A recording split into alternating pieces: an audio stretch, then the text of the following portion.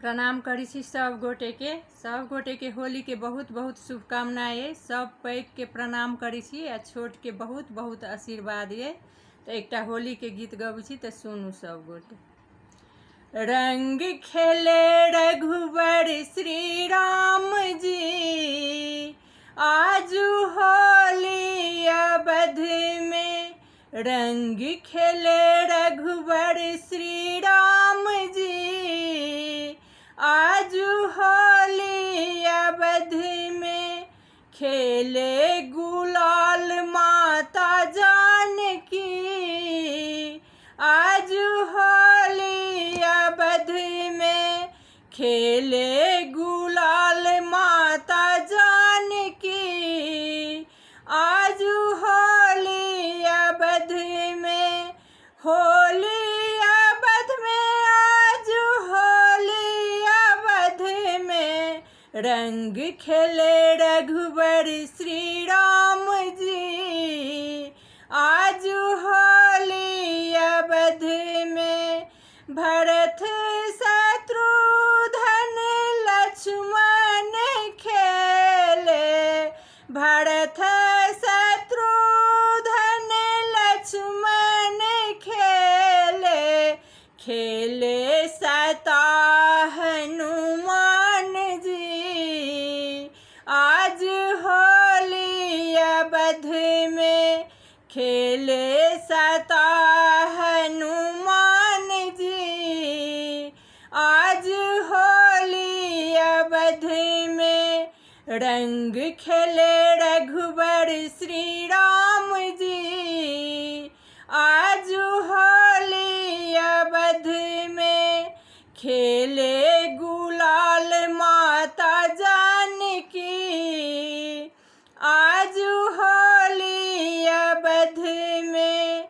राम जी के रंगल गुरु बड़ी लखिन, राम जी के रंगल गुरु बड़ी लखिन।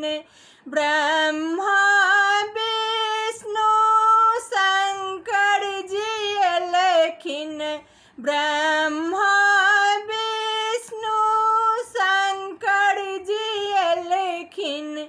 मिथुरा से एलखिन घनश्याम जी, आज होली अवध में।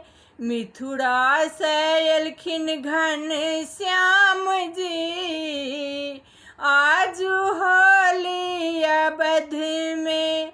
रंग खेले रघुवर श्री राम जी, आज होली अवध में। खेले गुलाल माता जानकी, आज होली अवध में। होली अवध में, आज होली अवध में। रंग खेले रघुवर श्री राम जी, आज होली अवध में। खेले गुलाल माता जानकी, आज होली अवध में।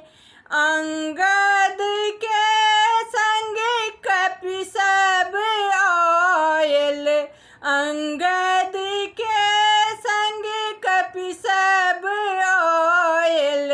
राम सिया मुख होली लगायल, राम सिया मुख होली लगायल।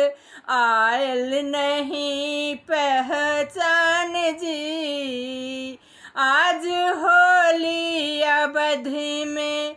रंग खेले रघुवर श्री राम जी, आज होली अवध में।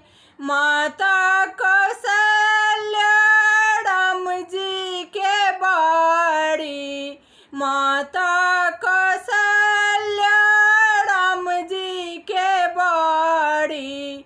राम जी सन बेटा चाहे सब नारी, राम जी सन बेटा चाहे सब करे सब प्रणाम जी, आज होली अवध में करे सब प्रणाम जी, आज होली अवध में रंग खेले रघुबर श्री राम जी, आज होली अवध में।